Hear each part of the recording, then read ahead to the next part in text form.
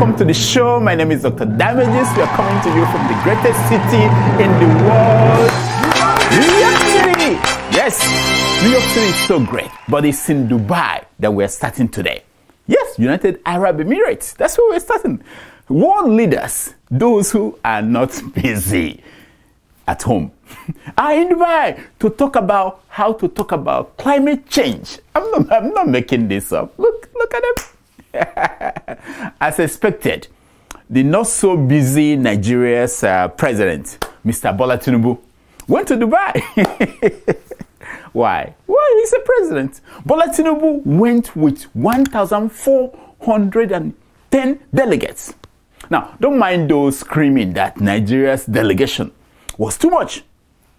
Since we are talking about Nigeria and Tinubu as president, there were special needs that Tinubu needed to accommodate. Now, it will become clear when we tell you who made the list and who didn't.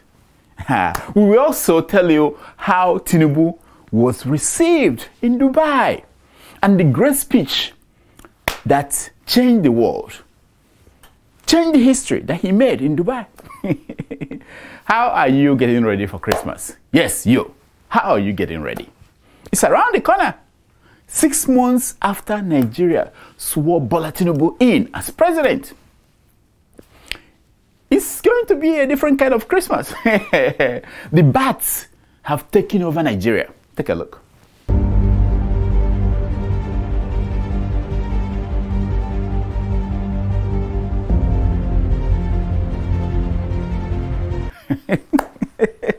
Everywhere. Sasha, behave yourself now, Sasha.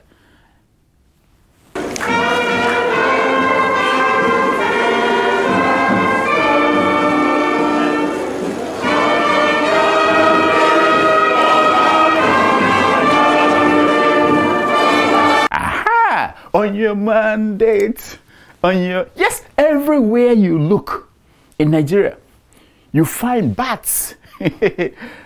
They own the country now. If you are not one of them, if you do not come out at night and squander ants and other insects asleep, you are left in the cold.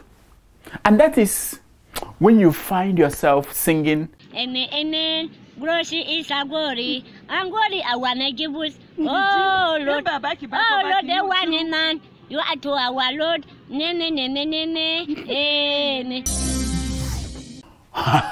So, during the campaign, Bola Tinubu told Nigerians that he did not think that the West should make Nigerians pay for climate change. He was called a hero. Listen to him. We need to open our eyes, shine it, and tell the West, if you don't guarantee our finances, we are not going to comply with your climate change. Yes. Now, Tinubu essentially said, "Waiting concern me with climate change." Waiting. Well, when he saw an invitation to attend COP28, what did Tinubu do? You will have thought that his reaction would have been to say, "Get you behind me, Satan." No, hell no. Tinubu packed his bags and went to Dubai. He did not go alone. He went with 1,410 people. Now, besides China and Brazil, Nigeria had the largest number of delegates. Here is one of our climate change experts doing climate research in Dubai for Nigeria. Watch. Now, defenders of Bola Tinubu have since come out to say that, not all those people were there with Bola Tinubu. Yeah, look at it. Not those people. They said that some came with non-governmental organizations, like Witches and Wizards Amalgamated Association. It's based in Lagos. There was another group, portablegroupies.org. They went. And the Doctrine of Necessity International. They went. They were on the list. When pressed further, The government acknowledged that they sponsored only 422 officials to the conference. Look at the headline. We're not making it up. I know. Do you know what it means for the government of Nigeria to sponsor one person to a conference? Hey, you don't know, you've never been there. Let me tell you.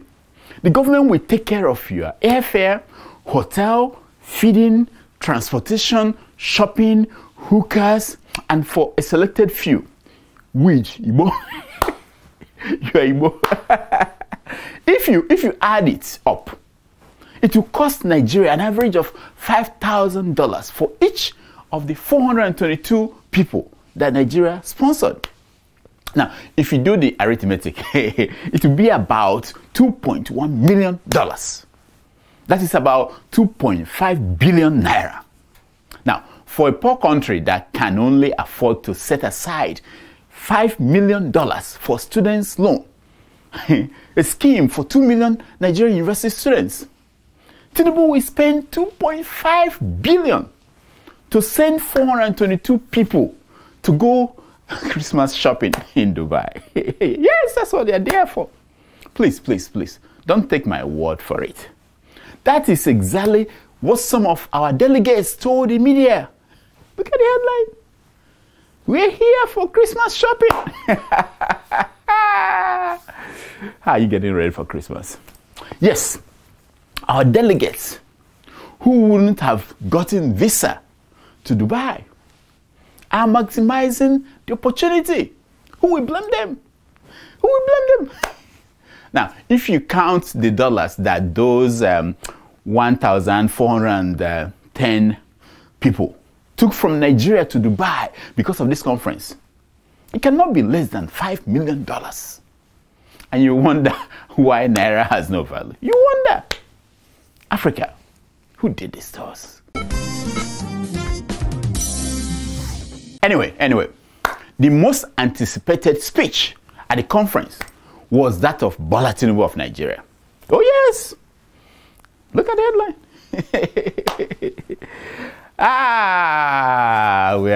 Wow. Everyone was on the edge of their seats when Bola Tinubu climbed the podium to speak. Watch. With the leadership of UAE for the commitment so far.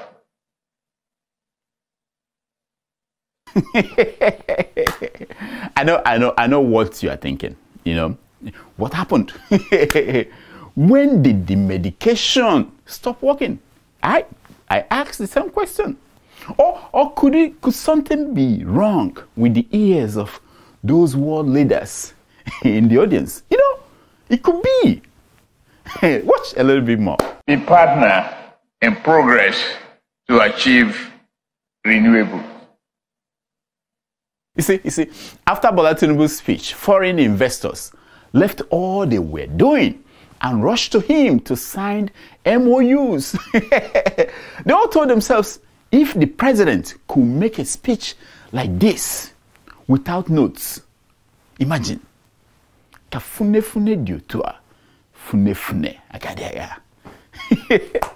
Nothing is as sad as watching old men and women trying to cover up a pregnancy. It is still show. And no matter how well madness healed, eyelids blinking will keep happening. Sasha! Tweet that out. Oh, Bola Tinubu's budget. It's out. It's out. President Bola Tinubu just sent his 2024 budget to the Nigeria's National Assembly. Hey. Now, according to the government, the 2024 budget is fantastic and renews hope for Nigeria. That's what they said now. That you could feel the vibe as soon as Bola Tinubu entered the National Assembly complex. Watch.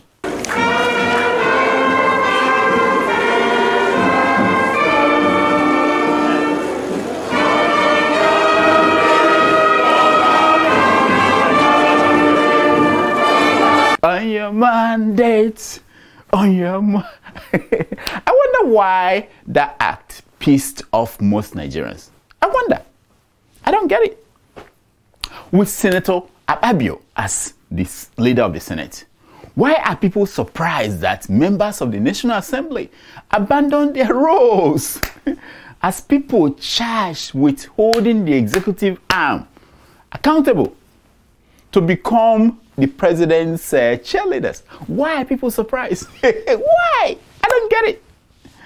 I don't get it. Nigerians are unbelievable. Please, take a look at Akpabio again. Does he come across to you as a mumu man who doesn't know that he is the head of an arm of the government that is equal to the one that Tinubu hates? Does he look like that? Look at the Chief Justice of Nigeria. Look at that. Yeah. Yeah. Look at him. Yeah. That is the man who hates the other equal arm of government, the judiciary. Does that man come across to you as a mumu man who knows that the integrity of the judiciary is directly proportional to the shouts of street mobs? Does he? With these three guys heading the three arms of the government in Nigeria, yeah, you wonder. Nigeria is a toast. We will spend the next 3.5 years asking ourselves, who did this to us? Who did this to us?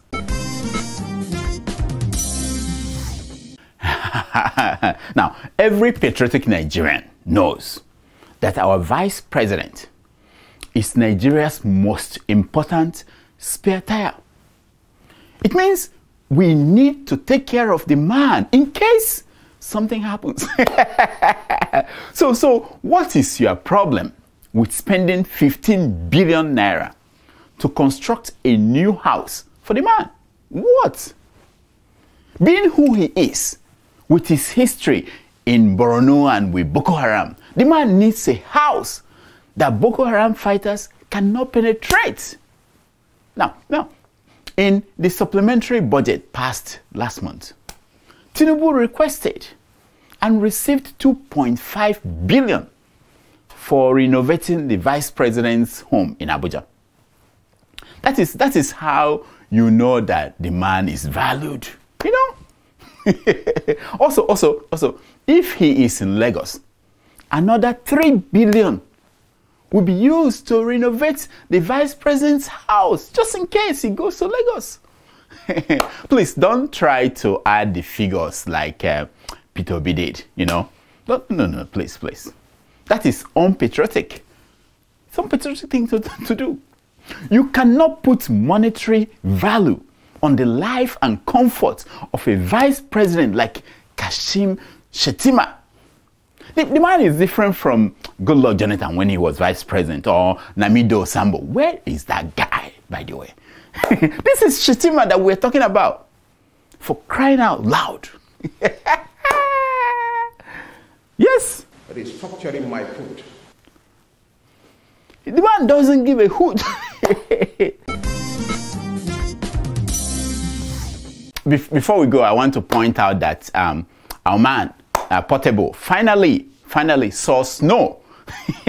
Yes. Things, it will eventually happen to everybody, you know. Eventually you get to where the other person got to. Portable has seen snow and he's excited. Take a look.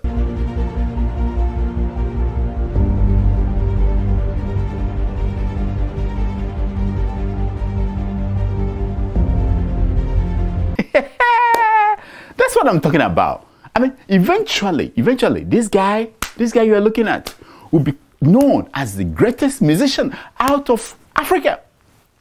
There's a quote of him out there saying that people think he's not normal. That he owns, what did he say? 30 mansions in Lagos and Ogun State. Just so you know, don't think he's crazy. Anyway, that's all the time we have. Please keep following us on Twitter at Dr. Damages, and on Instagram at Dr. Damages, and on Facebook at Dr. Damages. And please, if you can support us this Christmas period, donate any amount you can. $1, $2, $3 every week. Anything you can give at Dr. Damages. Patrons.com/Dr. Damages. Now, this is my concern for today. It's taken from page 419 of the book African Proverbs for Non-Africans. And it says, he who gathers ant-infested wood invites lizard for lunch. Hey, I go far. He who gathers ant-infested woods invites lizards for lunch. Ha ha ha. You know what I mean? Nah, don't complain. Don't complain. You are the one who gathered ant-infested woods. You are inviting lizards, bats for lunch. Until next week, I'm Dr. Damages. I diagnose. You heal yourself. Thank you. Thank you. Thank you.